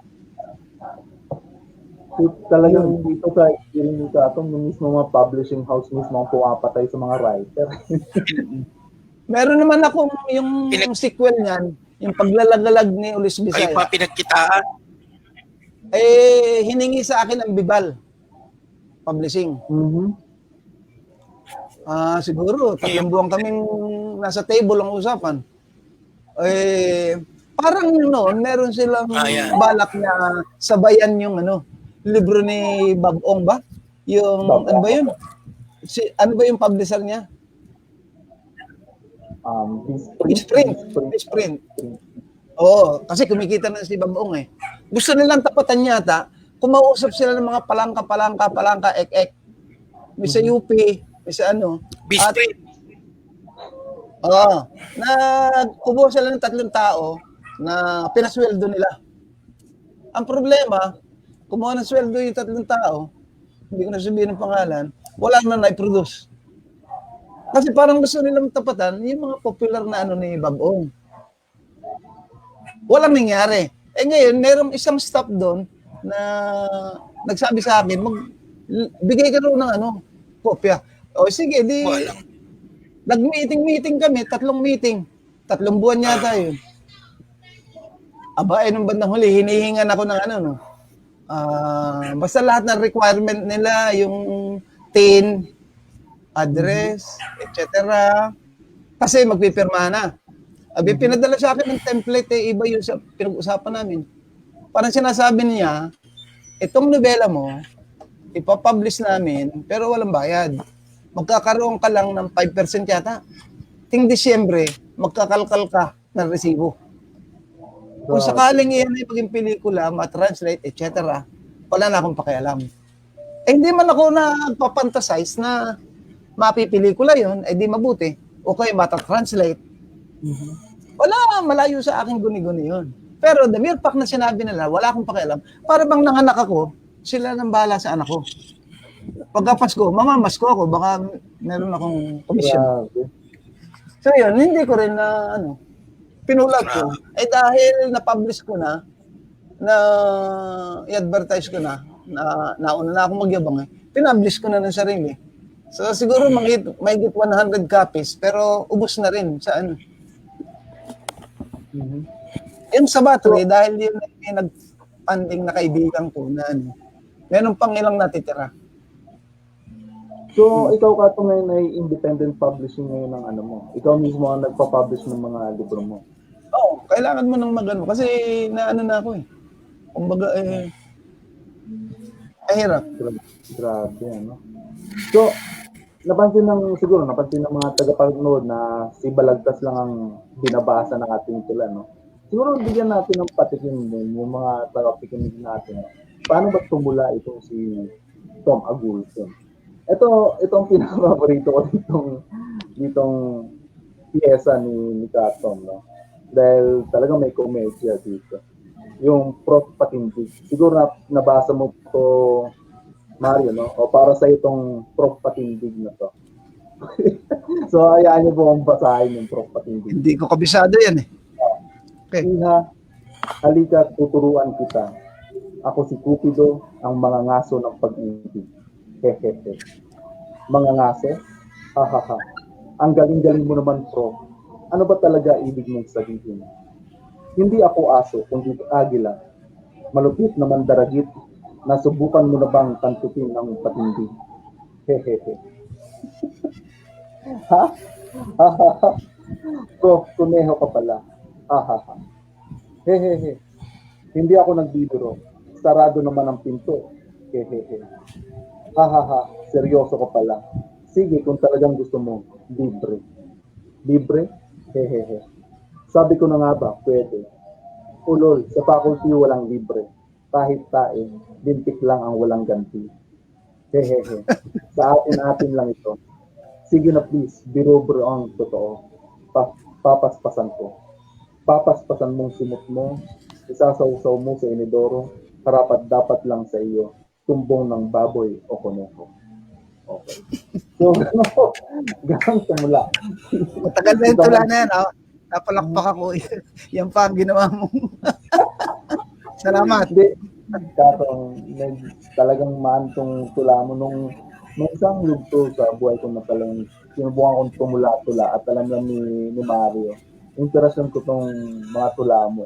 Yung formulasyon mo dito talagang okay Hindi kasi hindi ako komportable katong sa tugmaan Tsaka sa pagsukat medyo nababaduyan ako. Ito, nakahanap ako ng libro para sa akin. Yeah. So, May testimonya lang ako, no, para lang sa kapatiran ng lahat ng mga kapatid. Yung kaya ako nakilala si Tom Agulto dahil sa iyo, Roland. Nakilala ko siya dahil sa iyo. Kami pa una nagkita bago ikaw. Tanda mo 'yon, yung mga usapin sa Torre de Manila at yung mga debate isa na nating tatay na pasaway din, si Kaingo. Di ba? Wala lang ginawa niya si Kato sa si Kaingo, maghapon magdamag, kundi magdebate kay Rizal. Tanda mo? Kaya ako siya nakilala. At nung nakilala ko nga siya, nabasa ko yung mga tula niya, alam mo, hambog yan si Kato puro sinasabi, mga borloloy, baduy siyang tumula. Nung nabasa ko nga yung mga tula niya, putang ina, baka ako ito nung sinaunang panahon. Baka ito yung Mario nung nauna, no? Ang gaganda ng mga tula niya. Mamaya, tulain niya siguro yung tratado kay Mipisto, pero tulain ko naman yung isa, yung Tinggayad. Tinggayad. Tandaan niyo pa, Katom? O sige. Halina't arukin ang gabing madilim. Sa buhay na tapsing, tinggayad sa dilim. Halika't tunghayan sa dalampasigan. Buhay ng alamang. Paglukso ay patay. Kami mangingisda na laging sariwa. Sa gasang at bula sa lansa ng isda. Kami magdaragat, loob ay kay tatag. Pagkat kang kabangkilas ay kulog at kidlat. Tingkayad sa dilim, ang buhay na tapsing, dagat may malalim, halika't lusong. Grabe, Salamat no? po. Yung mga Salamat po. tula ni Katong. Pero ang pinaka-paborito kong tula nyo, yung kay Tratado kay Mephisto, no? Talagang Hindi natin tingin ko yun ma-play yung pinakadamit. Ay, Katong, ito nga Hiningi pala. ko no? yung kopya kay kasamang Joel. Katong, may Nandiyan ba? tanong ako, no? Lan? Yung tratado kay Mephisto, no? Sige. Bilang Katong, ha? Nasa Commentolaris din, wait lang, ha? Hanapan natin. Katong, may ano ako, no? May tanong ako. Ah, May plano po ba kayong sumali sa palangka? wala nang palangka, di ba? Wala, hindi kami updated dyan. Hindi ko alam. Ito, nahanap ko, Katom, yung tratado ni Mephisto. Page 61. Ayan, yan. Ito na. Tratado I-email ni kita. ini-email kita, di ka sumasagot. Ini-ignore mo pa request ko sa Facebook. Kung ikaw ay tunay ang ipaaabot, importanteng bagay itong aking alok. Ituro mo sa akin pagtulang totoo. Iyong maaangkin ang kaluluwa ko. O Mephistopheles, na mapagpakana. Download mo ang higit ng sinta kong tula. Huwag kang magulat, kilapsaw ko'y taos. Gusto kong umalpas sa kuko ng Diyos. Yan. Salamat po. Talaga. Grabe. Yan Gusto pula na yan ko kasi umalpas sa kukulan ko. ginamit ko yung yung sa mythology sa kultura ng mga Aleman. Si Mephisto yung demonyo na pinagsaanlan ng ng kaluluwa dahil sa isang panata. So sa akin, parang e-emplo lang, totoo kaya si Mephisto. Pinesbook ko, tinext ko. Hindi naman sumasagot. Anyway, totoo ka't hindi. Parang sinasabi ko, seryoso ako. Siya yun ang kaluluwa ko. Turuan mo lang akong tumula ng totoo. Ang sinasabi ko dyan, yung mga bata, kahit anong mangyari, tumula ka ng totoo. Sangla ka ng demonyo o tulungan ka ni Lord. Parang, yun ang aking ars poetica. Pero, hindi yan pagtitiwala, hindi yan paniniwala. Hindi ako naniniwala ang totoo si Mephisto. Hindi siya sumasagot nag-text ako ng Facebook. Kung totoo siya, sige, basta turuan mo lang kung tumula ng totoo. Para ako hindi maging makatang laway. Ito yung nakikita ko kay Katong na. At siguro maganda rin maging inspirasyon ng sino mang scholar, mapapilosopo man, no? Na wag na tayong tumanggod pa sa itaas, no? Ang mga paksa na dapat mong tulayin, talagang nararanasan mo, no? Yung talagang may kadyap na mararamdaman mo sa sikmura, no? Yung makapanggugulat ng ulirat mo, no? Kasi sa akin, Katom, no? Naniniwala ako dito, sinabi niyo na huwag mo nang tulaan ang bayan. Huwag mo nang tulaan ang pantasya. Tumula ka doon sa talagang nararamdaman mo. Yung dapat tumapak sa lupa ang makata. Ganun. So, Tas, may ano ka ba dyan? Naghahanap ka pa ng... Agree ako dun sa sinabi mo na yun na yun yung malaki rin talaga yung ginampan ng papel ni Katong. Kasi alam naman natin ang mangyayari dito sa atin, di ba? Bibigyan siya ng parangal, 20 o 50 taon pagkapatay na siya. So inuna na natin ang luksang parangal. At itong programa na to ay isa ring pagtataguyod at pagkilala sa mga ginampanan din niya sa buhay niya. No? Pagpapakita rin to na hindi siya naging makatang laway, na siya ay naging tumula ng totoong tula sa abot ng kanyang makakaya. So tayo habang buhay pa rin, no? Mga bata, nasa gitna ng buhay, tingin ko mahalaga na, kasi nga binabaka nga natin yung kaputahan ng yung daigdig Bibigyan ka ng award, mamamatay ka na. Diba? O kaya patay ka na. Bakit nga lagi natin pinag-uusapan? Kilalanin na natin yung tao sa ambag niya o sa kawalang niya, niya habang buhay pa siya, diba? Mhm. So itong ginawa natin ay bukod sa pagpapakilala sa kanya, ay pagbibigay din ng karangalan. At gagawin natin to sa iba pa, no? Yung mga So, iba pa, yes, intellectual maaasahan po. na hindi binibigyan ng parangal o pagtingin o pagkilala o lingap ng lipunan. So yun ang gagawin natin sa mga... So Kato, mabuhay po kayo, no? Nawala nga si Katom eh. Nawala sa ano natin, sa radar natin dito. Anyway, tatanong ko sana kung may plano siyang magsulat ng memoir, no? Ah, Kung sayang. sayang, no? So, Anyway, nasa na kaya si Katom? ano kayo nangyari doon? Nawala siya. Wala si Katom. Tama-tama, tayo rin naman ay magtatapos na. Ano nangyari Oo. doon kay Katom? Siguro sumahin mo na and then So, sa mga ngayon lang humabol, no? Ang punto ni Katom ay ganito. Hindi niya gusto na pawalang bisa talaga si Balagtas, no? Sa intellectual na kasaysayan ng Pilipinas. Hindi ganun ang intensyon. Hindi intensyong burahin totally si Balagtas.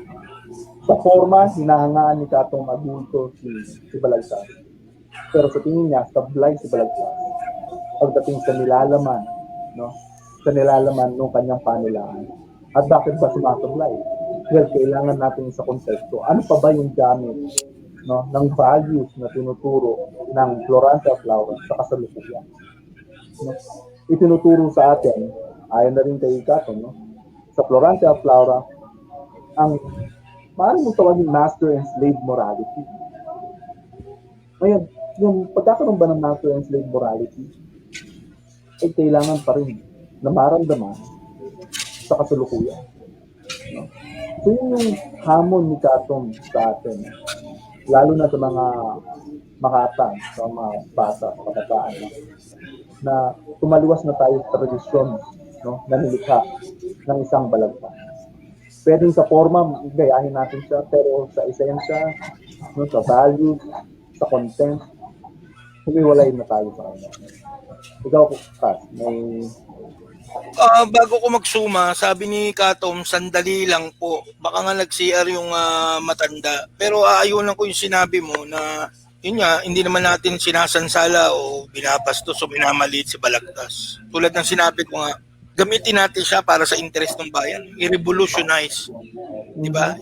Kasi marami rin naman yung sa termino ni Katom, yung mga pitik-pitik niya. Halimbawa, kung sisipiin natin yung nandun si Florante sa gubat at kakainin ng mga leon, abay, dumating si Aladdin doon.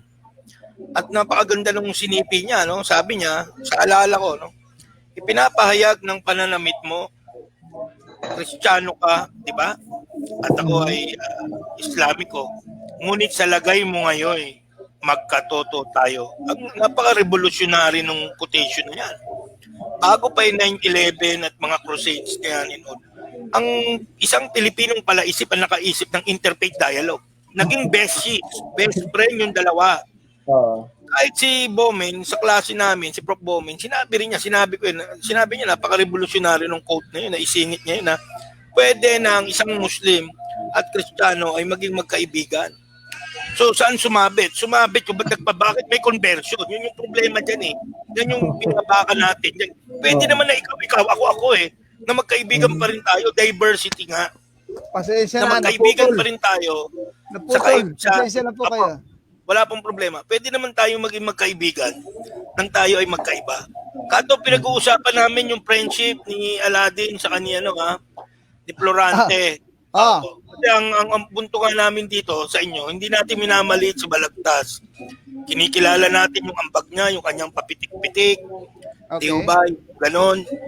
Ang kailangan lang natin nga, kunin yung pinakamaganda sa katas niya at i-revolutionize para sa panahon ngayon. Yun yung aming pinag-uusapan. Dapat magsasara na kami, maliho. Kailangan bago kami magsara, kayo magbigay ng pananalita. Dahil ang programang ito ay hindi lang pagdala sa inyong ambag, kundi pagbibigay pugay po sa inyo. Kasi tulad ng ulitin ko lang, hindi nyo natin narinig. Palpak yung mundo eh. Bibigyan mo ng pagkilala ang tao pag patay na, pag matanda na, kapag ulyanin na, hindi na makarinig. Hindi pa pwede buhay pa yan. Kilalanin mo na yan. Yun ganito ang masasabi ko. Ang aming programa Sige po. Ang mundo ay hindi naman palpak. Ang palpak yung ating kultura. Gusto kong pasalamat. Pero yung pagpupugay kasi sige, given na yan. Kailangan ang pagpupugay natin patunayan mo sa akin, mas mahusay ka sa akin. Pero yung tradisyonal na pagpupugay, pagbigay ng husana, sobra na tayo dyan. Pero yun, gusto kong magpasalamat sa inyong lahat. Pero meron akong tulang-tula na rin ako. May babasahin akong tula. Nakita ko sa Sige po. Yeah, salamat Pagkaraan ng 60 taon, ano ang aking nahayon? Lahat ng kasamaan ng tao, lahat ng kabutihan ng tao, ano pa ang hindi ko nababatid? Paglalayag itong humantong sa siwang ng mga batong buhay sa talampas kung saan nababasag ang daluyan. Doon lumabay ang aking mga sanga at nagpalit-palit ng mga dahon. Naliligo ako sa alon, ulan, sikat ng buwan at araw, at wisik ng walang tantos na bilang ng mga bituin.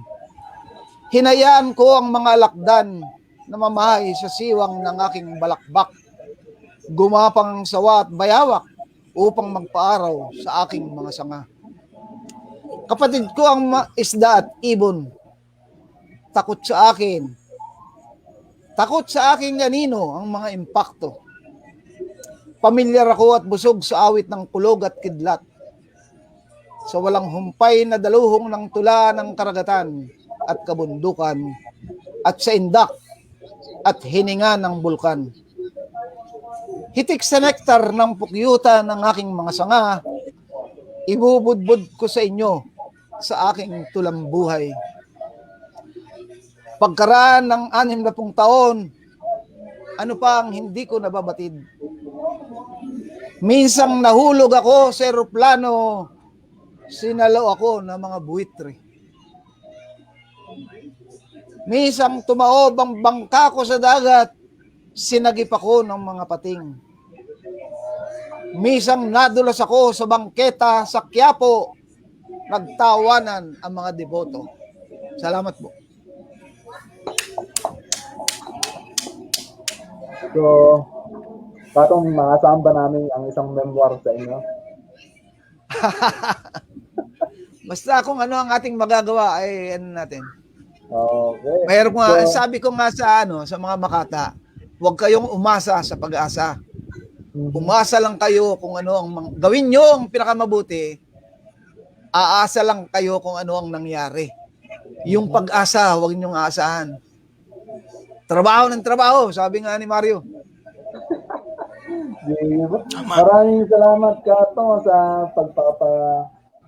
pagpapaunlak nitong aming invitation, no? So, ito po muli, no? Tapos naman ang ating isang edisyon ng Usapang Durog na medyo nirelapta ni Kato, no? Bakit ba durog? Nagmumukha tayong adik. So, maraming salamat, Kato. Adik sa kaalaman. Adik sa kaalaman, yun naman yun, no? So, maraming salamat. Mario, uling nyo tayo sa ating mga tagapakinig. Maraming salamat. Maraming salamat. Ituloy natin ang programang yan. Kato. Ituloy natin ang programang yan. Ako'y makikiangkas sa inyo. At yun. So, sa susunod na linggo ulit, mga kadurog, no?